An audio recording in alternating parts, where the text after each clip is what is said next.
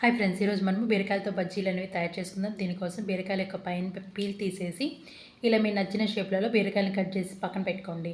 ఇప్పుడు ఒక గిన్నెలోకి 1 కప్పు శనగపిండి, 2 టేబుల్ స్పూన్ల బియ్యం పిండి, కొద్దిగా రుచికి సరిపడా ఉప్పు, అలాగే వంట సోడా, జీలకర్ర, వాము, పసుపు, కారం వేసేసుకొని ఒకసారి బాగా కలిపేసుకొని కొద్దిగా నీళ్ళనేవి పోసుకుంటూ పిండిని ఇలా చూపించిన విధంగా కలిపేసేసుకొని పక్కన పెట్టుకోండి. ఇప్పుడు స్టవ్ ఆన్ చేసి ఒక కడాయి పెట్టి డీప్ ఫ్రైకి సరిపడా ఆయిల్ పోయండి. ఆయిల్ మంచి కాలిన తర్వాత మన బజ్జీలు అనేవి వేసేసుకోండి.